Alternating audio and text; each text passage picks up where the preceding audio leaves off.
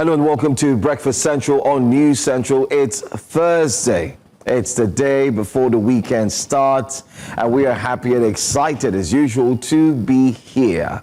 So many things to talk about from the Nigerian news and current affairs space, and guess what? We'll be doing justice to some of the biggest stories from the tax reforms alteration that we hear happened at the National Assembly and what it means for Nigeria's number one citizen, President Bola Ahmed Shiwaju Tinubu. You can put all the names together.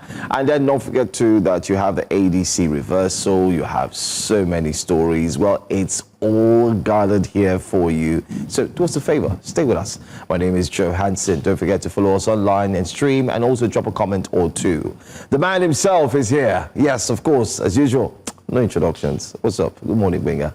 Good morning. It's the penultimate day before the weekend and the penultimate week before we get into that festive week. I mean, the 2 weeks, yes. Christmas is next week. This time next week, it will be Christmas. We'll be saying Merry Christmas. And then a week after, we will be ushering in 2026. But things aren't slowing down politically. There's a lot of developments. There's a lot of pushback. And scrutiny and talks of accountability today promises to be, as always, very informative, and you're sure to learn a thing or two from our in-depth analysis of the biggest stories affecting us in this great country of ours, Nigeria. I am Benga Aborowa. Welcome to Breakfast Central. And of course, I am Olive MOD. Super delighted to be here on a Thursday morning. It's the season of Dirty December. My friend says it's destiny defining December, not Dirty December. And there has been outcry against the influx of IJGBs into the country, but not necessarily against the influx.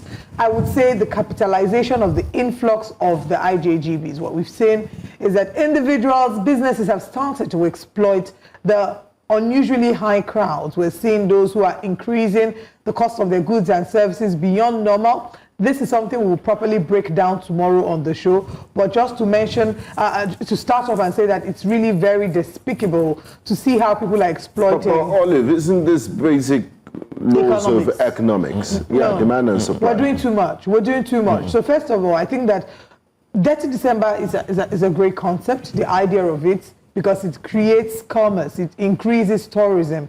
Opportunities are birthed because a lot of people are coming into the country to experience our extraordinary festive lifestyle during the Christmas celebrations. However, we, the locals, have to bear the brunt in terms of the traffic situation, where it's really now everywhere, there's traffic everywhere. Where you would typically go, you will spend 30 minutes, now you spend a minimum of 2 hours. Everywhere is blocked because everybody is outside. Now, it's bad enough. We're outside. We outside. It's bad enough that we have to deal with the traffic, the really crazy traffic. What's worse is that you now have to pay exorbitant prices for goods and services. There was a public outcry against Airbnb saying that people were talking about the millions they have to pay now for accommodation. Laura Ikeji had put out a video of how her braids, before she left Nigeria, it cost her 70,000 to do her braids. And now her friend wanted to do braids. And the same person that made her braids for 70,000 naira before she traveled, I don't know when, but definitely before this festive season, now tells her, Auntie, this is December, so it's 250, I'll do it for your friend. So imagine the jump. Okay. It's not even a 100% jump. Wow. You know, I like this. I like this. Last time I checked, if they're not careful, this might be the last Dirty December, and people will move on to Ghana, where they used to go, and other places, because you want to squeeze the neck of the golden goose. I mean, do you even know the irony of all these things? It was Ghana that started exactly. December. It was Ghana, the year it started of the in return. Ghana. And you know anything that starts in Ghana and Nigeria takes it over, we overdo it. You see this particular one, I'm not involved in this argument. For in case when they come for two of you people, I'm not involved. Who started Dirty December? No, it started in Ghana. It was part of the year of return. You can check it out. I'm sure I'm not involved. No, you can check it out. I say I'm not involved. I'm not around. Anybody that wants to argue, but the crux of the matter is we're ready for them. do not adjust and do things reasonable. This might just be the last. The beauty about Christmas or the ending of the year is how you get to spend it with friends and family and people you haven't seen before. It's why people would typically arrange their weddings around this season so that their friends who are coming back into the country can experience it. They would arrange celebrations towards the end of the year. Let's not spoil it. You know, there's that spirit of togetherness, that spirit of love. Let's not spoil it. And no one is saying you can't increase because of demand. It's 10%, 15%. Be reasonable about it. 10-15% increase. That's reasonable. And I feel maybe the government might need to step in to start regulating. Because is this not the time people give discounts? That's why they give that their nonsense discount on the last Friday of November and call it Black Friday. Because that discount is even rubbish. Because what you buy for 200,000 naira, they'll tell you they are selling it for 189,999 naira. I'll tell you that it's Black Friday. Clock it. 999. Nothing to clock there. Anyway, let's manage the pain for now and allow those who are coming in to also bear the brunt. I honestly can't wait for January. I don't like the traffic. I don't like the... I dread it. I don't like it. I'm not enjoying it. Extortion, traffic, increase in fuel price. Increase in police. Thank God this period, the fuel price. There's also increase in police checkpoints. Oh, yesterday, I met with 3 checkpoints yesterday. It was quite funny, hilarious. I was like, wait, in the midst of all this traffic on the island, we're now heading towards... Where you wouldn't even see the policemen, they were there. They were like, hey, how are you? I'm like, okay, what's going on? Well, maybe the defense of that would be that when there's an increase in population, there's also an increase in crime. So we need to see more of them showing up. For policing. But are they doing core policing duties at those places? Stop and search is part of their rights. And their responsibilities. No, stop and not searching people's pockets, just looking for, there's something they're looking for. Exhibit. Let me also mention that the VIPs still have their police officers. I saw some this morning. Plenty of them, and I kept laughing. VIPs and they're VIPs. Yeah, and I kept laughing. I said, there are levels to VIPs. These policemen are not going to leave. Anyway, let's start off the show with a follow-up on what's been happening with Dangote versus Mr. Ahmed. Now, in case you've heard, well, let's tell you again, or in case you haven't heard, Ahmed stepped down yesterday as CEO of the Nigerian Midstream and Downstream Petroleum Regulatory Authority, NMDPRA, capping off a turbulent week marked by serious allegations of corruption. The controversy erupted after billionaire industrialist Aliko Dangote accused Ahmed of financial misconduct, alleging he spent $5 million on his children's education in Switzerland, an amount Dangote argued was far beyond the means of a public official. On Tuesday, December 16, the Independent Corrupt Practices and Other Related Offences Commission, ICPC, acknowledged receiving Dangote's petition and confirmed it would launch an investigation into claims of public fund misuse and abuse of regulatory authority.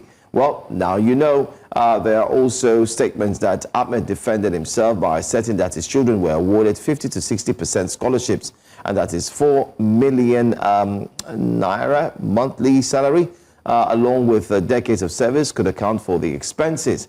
He also denied any misuse of public resources, although sources say Ahmed met with President Bola Ahmed Tinubu earlier before formally resigning, and the presidency has since announced that a new nominee has been submitted to the Senate for confirmation. You can find that announcement on the SSA to the president, Mr. Bayo Ononuga's X page. He also dropped that there. There you have it. He talked about engineers Ahmed and another person, not just him. That's talking about yes. Former chief executive officer of the NUPRC. Absolutely. So they've all left. There are 2 new nominees. The presidency has passed that to the Senate, and they've asked the Senate to speed up the review and ensure that these ones get to work ASAP. But let's see what Nigerians are saying before we come back to the studio so we can move on very swiftly. We have a lot to talk about. What are Nigerians saying about this move? Well, Ginger says, so it took Dangote calling one person out for the whole house of cards to collapse. Ooh, I like that. Interesting. He puts a series there in between.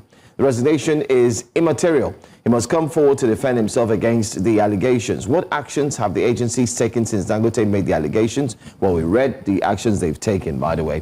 Farouk needs to be brought to justice and forced to account for money and its source. His resignation should not shield him from investigation unless our agencies target only the common man. We'll find out, Yusuf. We'll find out.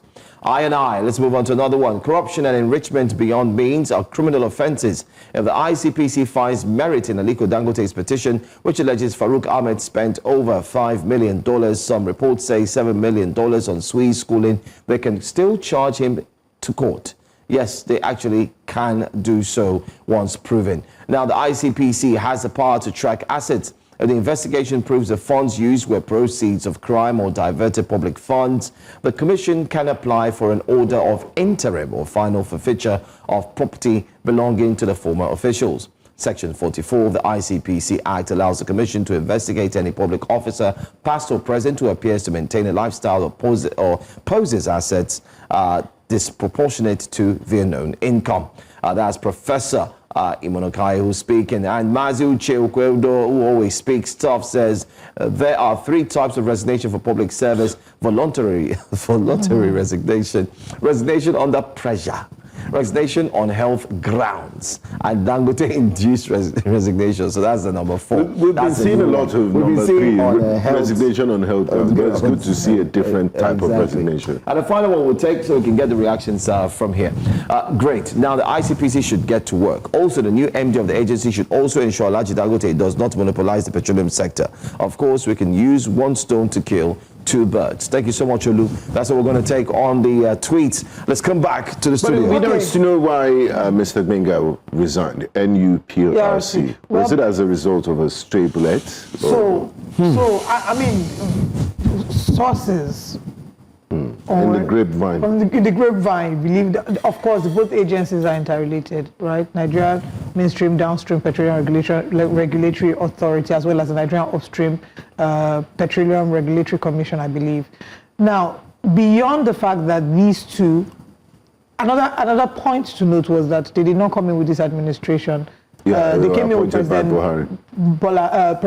Buhari, and oftentimes, because you understand that that sector is a cash cow, is a money-making sector. It's the golden goose. It's our golden goose. And usually, the president, being the Minister of Petroleum, will often want to put his own people there. It's what the arguments are, that each government would like to ensure that their own people are being put there. So it's why the conversations from the grapevine would be that the president automatically would, capitalize on this opportunity to put his own people there immediately to ensure that he can oversee what's going on there. Is it directly related to the accusation against Dangote? If you ask me now, who I go ask? If I say Baba, you say that one, now you complete them. But the news is that they resigned. So yes, the news is that they resigned. It might be, and that's a better and a more dignified way, as opposed to say they were being fired. The other question investigations should not stop. The other question is, yes. The other question is, will there be investigations due to the strong allegations that have been made against him? The answers he has given, many have argued that they're not commensurate to the allegations, because you can't say that 4 million a month. Because NMDPRA on their official Twitter handle, page, yes, and they shouldn't be doing that because it's a private matter. It was a personal issue. Did release a statement that the purported statement that was released in defense of Engineer Farouk didn't emanate from him, that at the appropriate time and place he would give a defense. So we can discard everything that we scholarship and all those things that we heard. It wasn't from him. Okay. And next time they should stop using official government handles to pass personal issues. All right, that being said, there's also the issue of what led to where we are? What led to what many will call Dangote did as fighting dirty? It's regulating importation, regulating the possibility of importation. Many have argued that Dangote is trying to hold the market down, and what will happen if a nation like Nigeria is solely dependent on Dangote? If anything by any chance happens to Dangote refineries, we are really doomed. So they're saying, leave this option open. Let other people be able to import, so that if anything, we have options. It's not that we're solely reliant on Dangote refinery, that we have the options to import as well. But from the Dangote standpoint, it's thinking, I invested a lot of money into this. I, stepped up to the plate. I stepped up to the challenge to fix a problem that Nigeria has had for years, and I should be able to get value on that. I should be able to get returns. The moment you open up the market, you may not be able to make as much of a returns as he's put into the business. But it's over to you, our audience. He's out of the way. There should be investigations carried out. But do you think that the argument about the policies that have been argued, that Dangote is trying to monopolize the market? What's your thought? Let us know. YouTube, do you think that they should basically not allow importation? They should restrict and regulate that? Or they should open up the market so that there are multiple players and we don't have to be solely dependent on the Dangote refinery? But let us know what you think about that on YouTube. We're streaming live on News Central TV. All right. We'll now move over to our next story. Now, this one is a very interesting one because we're counting down the days to the implementation of the new tax laws, the 1st of January, and everyone has been wondering, what will this mean for me and my business? Update. Honorable Abdul Samad Dasuki, a member of the House of Representatives, has alleged that key provisions in recently gazetted tax laws were altered without legislative approval, raising serious concerns about procedural integrity and transparency. Speaking during a plenary session, Dasuki claimed that the final gazetted versions of the tax legislation differed from the harmonized bills passed by both chambers of the National Assembly. I hope you understand the implication of what this means. He described the discrepancies as a breach of legislative privilege and called for an urgent investigation to identify how and why the changes were made. The allegation has sparked debate over the scarcity of Nigeria's lawmaking process, with many Nigerians demanding accountability. Let's take a look at this video. This flaw is not what a breach of privilege has been committed, or referring the matter to the Committee of Ethics and Privileges. Still, if the matter is raised in the Committee of the Whole, the chairman shall leave the chair on the order to report progress. Mr. Speaker, honorable colleagues, I'm here today because my privilege has been breached as a member of this all-important House, Mr. Speaker. Mr. Speaker, honorable colleagues, we passed the tax laws on this floor. And Mr. Speaker, I took my time in the last 3 days to look at the gazetted past copy, the vote and proceedings of the House of Representatives, and also went an extra mile to look at the vote and proceedings of the Senate of what was harmonized. Mr. Speaker, honorable colleagues, what I passed on this floor is not what is gazetted. Mr. Speaker, honorable colleagues, I have all the copies, but I'm coming under privilege because I was here, I gave my vote, and it was counted, and I'm seeing something completely different. So on that note, on this privilege, I will call on Mr. Speaker to graciously look at what was harmonized, what is in the gazetted copy, what was passed in the House and the Senate. You will find out what is before Nigerians, which is being sold to Nigerians at the Ministry of Information, which I personally went to buy the gazetted copies, are not what was passed. So there is no motion here, but Mr. Speaker, I'll be pleading that all the documents should be brought before the Committee of the Whole. The whole members should see what is in the gazetted, should see what they passed on the floor, so that we can make the relevant amendments. Mr. Speaker, this is a breach of the Constitution, this is a breach of our laws, and this should not be taken by this honorable House. Thank you, Mr. Speaker. I so move. Thank you, Honorable Abdul Samad. I do not, Why we have a National Assembly. They're performing their oversight functions. Kudos to Honorable Abdul Samad Dasuki. I think we should just clap. I think we need to clap for that. For once, let's clap for that. Because sometimes we are quick to say the bow and go is not working, they need to do their job. This is how a National Assembly should work. So he's a member of the PDP, though, just to... That is why they say be afraid of a one-party system. Yes. That is it. Said, I don't know if we understand the implications, and we need to understand the extent to which the discrepancies have been made. Because let me paint a picture of what that thing... Discrepancies mean maybe it was a mistake. Error. Yes, it was deliberate. Let me explain or paint a picture of what this would look like. A picture would be that I have come to Joe or Gbenga to sign a check for me. You've signed the check and you made an error.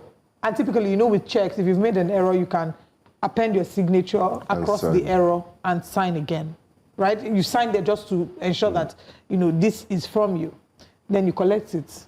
Since the person has already signed, You now go and change the figure, knowing that that signature will cover for it, and then you tender it to the bank. That's. Or you've written a document, you've applied for leave, you've told your boss that you're taking 2 days leave, they've signed it. No, they've signed it for you. Before you take it to HR, you quickly change the number of days there and take it to HR. HR can obviously approve, seeing that your boss has signed. Or you've gone to the airport and then you've checked in. They've tagged your box, and you tell them, oh, you know that there are certain things you shouldn't travel with. For example, you shouldn't check in your power bank. You know that things you shouldn't check in. Then they've already tagged your box. They've checked and scanned your box, for example. And then by the time you pass, you shall find a way to sneak it in. I'm just thinking of terrible scenarios. It's fraudulent. Let me even explain. It's even worse than these explanations you've given. And I'll explain why it's even worse. The Punch newspaper, one of their reporters, according to yesterday's paper online, they were able to get the gazetted copy from an anonymous person and said, in the house. And they said, okay, can we get it? Let's even go through it. Let me just mention a few things, because that's our job here as journalists. There are 4 pointers in the alleged altered tax laws. One of them is that the committee's review, supported by forensic comparisons and independent legal opinions, established that substantive provisions were inserted, deleted, some were deleted, or modified after passage by both chambers. Do you know what this means? Hold on. 2, several oversight, accountability, and reporting mechanisms approved by Parliament were removed from the final acts. Number 3, new coercive and fiscal powers, e.g., arrest powers, garnished without court order, compulsory USD computation, appeal security deposits, appeared without legislative approval. Number 4, the lawmakers further argued that Section 4 and 58 of the 1999 Constitution vests lawmaking powers exclusively to the National Assembly, not the presidency. So what are we saying here? It means that, 1, the MOU that was signed between the FIRS, now known as the NIRS from January 1, and France may have had these things or these pointers. My question is, when I saw all of these things, looking at this, please, the presidency, I know they are watching. Is it too hard a thing to do to make this MOU public to Nigerians? We had a guest who joined us here. He's been going to the National Assembly, talking about Shegu, and he sent me a message 2 nights ago and said he has requested of the MOU from the FIRS. And he sent me a screen grab. Using his freedom of they answered him. He said, please, can I get it? He hasn't gotten it till today. It should be made public. I'll give you an example why this is so dangerous. It's like signing your life to someone. You're entrusting your life to someone who has told you, don't worry, I'll take care of you. Oh, you're unemployed. Okay, don't worry, we'll take care of you. But you didn't know that what you signed, what you saw that you signed was, oh, you'll be paid XYZ amount, you work 9 to 5, you do this. But just as soon as you signed, they took it and changed the entire agreement and replaced it with something else. It should be front page news on all newspapers today. This is monumental, and in the history of Nigeria, I think it's very unprecedented too. The federal government needs to come out and explain why this has happened or who dropped the ball.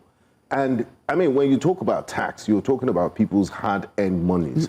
So if I'm going to pay, we already have a problem with compliance and people thinking that, if I pay tax, the government hasn't done anything for me. After all, I'm my minister of power, I provide my own security. And then you now have this coming out at the tail end, just a few days before implementation is meant to kick off. Cancel. I think the right thing for the government now is to postpone, is to just pause and scrutinize. Let both parties, let the National Assembly and the federal government look at the final gazetted copies and let those who have inserted, deleted, and altered what the National Assembly sent to the president for assent, they need to face the full wrath of the law, because this is fraud, this is criminal at the highest level, and heads must roll. I'm sorry to butt in again, guys. I mean, Olive, sorry, before we come to you. When we talk about certain crimes that are committed in Nigeria, we talk about Yahoo boys, we talk about this. This is the highest, this is level the highest. of Because Yahoo. this is going to affect generations. This is, do you know what this is? Okay, so I'm just waiting to hear from, Taiwo. I'm shocked the SSA has not said anything. Definitely has to speak about this, and I'm sure that before the end of today, we'll when hear from Farouk him. Ahmed was, the SSA quickly put out a statement. Mr. Bayo Ononuga has not put out one statement. No, but I'm not even waiting on him as much as I'm waiting He's on expected. He's expected. He's the one who quickly writes. Let him write on I just checked his X to see if there's been any recent update, maybe this morning, that I've missed, and so far, the last tweet has been the past 2 days, and there are many who have called for his sack and his arrest and investigation. But I'm sure we'll get the clearer picture within the next few hours. But let's head to X to share what Nigerians are saying about this tax situation. Of course, I can see that a number of comments have dropped on YouTube, and I'll take that as well. The House Representative Member Honorable Abdulsamad Dasuki, PDP Sokoto, today alleges that the gazetted tax reform laws differ from the versions passed by the National Assembly. This is an impeachable offense, Inibehe Efyong says. Absolutely. And still moving on, we have our next tweet. Immediate action must be taken to halt the tax reform right now. What on earth is going on in our country? Does this mean that all our lawmakers were completely deceived? With only one member sharp or courageous enough to spot it and speak up. If this is confirmed, it should lead straight to impeachment, Ben Samuel says. And in our next tweet, this one appear what I ordered versus what I got. Then pass law for house, but by the time you reach printer, the law will do plastic surgery. I mean, that's it. Jiggy Mav says. I think that's where the matter will end. Your observation is noted, and I assure you that an action will be taken. But let me see what action is going to be taken by rubber stamp members, A. Fatai says. And we have a few other tweets. We can take a few other tweets before I head to YouTube. Okay, that's all. Let's quickly head to YouTube. Moki Chukwemeka says, Nigeria is the more you look, the less you see. I wish the House of Assembly... African magic. I wish the House of Assembly can take this tax issue up seriously, but I know they won't. Tim Onwubiko says, is there anything this government will not breach? Why forging and gazetting something different from what was passed? Is this not an impeachment offense? Mokunye Chukwemeka goes further to say, can you imagine what they have done? Nigerians will still keep quiet, and the APC data boys will support the nonsense that they have done to the tax laws. The government does not have anything to explain, Benga. This is not new to the government. Terrible people in government. I want to ask a question as well. Honorable Zach Adidiji, who signed that MOU with France, which one did he sign? Is it the gazetted one, or is it the one that was approved by the Assembly? That's a question everybody should ask. And if he's found wanting, by now, insane clients by now, he would come forth, do a press conference and state, dear Nigerians, go online and download. You know this is it. And then again, what happened to Deloitte? I think it was your Olive that mentioned the danger of a one-party state. Because if he was a member of the PDP, of the APC, they will tell him to keep quiet because you're going to be embarrassing the government. And Nigerians will never know about this. And that's why it's good to have civil society groups and advocacy groups that go around scrutinizing some of these documents. That is the essence of checks and balances. That's why, because you can't just trust the government and take things for their surface value with this sort of Yahoo-like behavior. Okay, let's quickly move on to a very important next story. In a dramatic turn of events, the Delta State Court has stepped in to stop the police and the Inspector of Police from enforcing the controversial tinted glass permit, a policy that was set to take effect on January 2nd, 2026. This move comes after widespread backlash from motorists and civil society groups who argued that the permit was unnecessary, cumbersome, and ripe for abuse. The controversy gained more attention when the Nigerian Bar Association, NBA, warned that enforcing the policy could infringe on citizens' rights. However, on Wednesday, the 17th of December, 2025, yesterday, the Delta State High Court in Orerokwe granted an interim injunction, effectively putting the brakes on implementation until the substantive case is heard. This, of course, has been an ongoing conversation. You can see the NBA chairman, NBA president, the Leonard S.C. and Mazi Afam And you can see that this has been a conversation that has stirred controversy. We've talked about it on the show, and you can see Mazia Famosigwe speaking here. Look, it's really a sad thing. I know that there's a tweet. Maybe let's take the tweet for the court order, and then let's take a listen to the audio of this. Police, if it is a crime fighting measure by the police or policy by the police, and not a money revenue making one as we contend it is, and as it is indeed, why can't this data be obtained at the point of renewal of your vehicle particulars, which involves the police, the customs, the state security service, and the licensing authority? Why is the IG so interested in compelling members of the public to pay money into a private account? And there's a lot of opacity. How did they arrive at the amount being paid? How is this money being spent and shared? If it is for public purposes, why is it not being paid into federal government account through a TSA account? And that is a great way to end that question. If it was for the public, why is it not paid into the federal government account? Private account. You know, it's very. We talked about this some days ago, and I'm sure that Mokme Chukwemeka is very excited about this update, because yesterday he was like, I hope it's part of our lineup today on the show. And even Lilian Onoha, some days ago, Barrister Lilian Onoha had commented on YouTube. Our online in-house lawyer. She had commented on YouTube saying that, you know, the NBA had gotten a court order restraining them from implementing it. When we ask here that, is the court really the last hope for the common man? And do we really respect court orders? We will tell at the end of We'll find out now. Yes. But I would like to say a big thank you to Mazi Afamosigwe, the NBA president, and also members of the Nigerian Bar Association like Oliver Modi.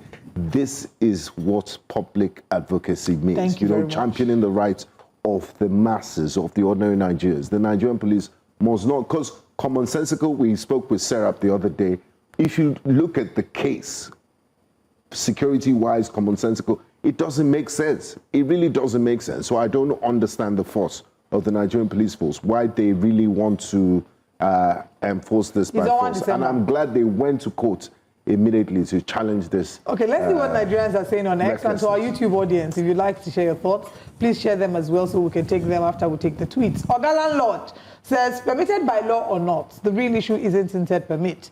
It's police abuse. Nigerian police officers will use it as an excuse to harass and extort citizens, and even worse, the courts should decide, Ogalan Lord says. Now, I beg you, most police on the road don't know the meaning of ex parte injunction. In fact, some of them can't even read and assimilate it. They'll waste your time and resources on the road. Please, go and regularize your tinted papers. Yekba. The next tweet, but honestly, why do you need a tinted glass if you are not a criminal? It is okay. This one is driving keke. Or bicycle. He's just hating. It is okay for celebrities and individuals of interest in the society like Dangote and so on. No, not really. To use. We're not done with that. Can we please drop He thinks tinted glasses are for fashion. So no, we need to finish educate him. Let's help him. Let's help him. He says it's okay for celebrities and individuals of interest in the society like Dangote and so on to use tinted glass vehicles, but it has turned to what you see everywhere, and it is easy for criminals to make use of it. So let's just highlight a few things. Alatika Baba, that tinted permit, yes, tinted glasses can be used by all the aforementioned here, but also for medical reasons. There are people who have eye conditions and they're not supposed to have direct access to sunlight for prolonged periods, so they should have tinted cars. So for medical reasons, yes. And also it's 2025. A number of the most recent cars, they come with factory-fitted tinted glasses. You also talk about UV rays. Exactly, that's where I was going to. Global warming, UV rays. You also, there are people who, sunburn, all of that, UV rays and so on. Some is medically even advised. You know what? Let's move away from these conversations. We will, of course, continue to take more. Final tweet. I hope your NBA president... Have we removed the tweets? Okay. I hope your NBA president will not go on a peace meeting with the IG tomorrow and vacate the injunction like what happened the last time. This tinted permit law is obnoxious, anti-people, illogical, and inimical to modernization. NBA should mobilize and ensure the law is repealed. Thank you, Ekuyoyo. And this is how we draw the curtain on Wake Up Conversations. Remember that we're still engaging with you on YouTube as well. All through the show, we'll be going to YouTube from time to time to take your reactions to the stories.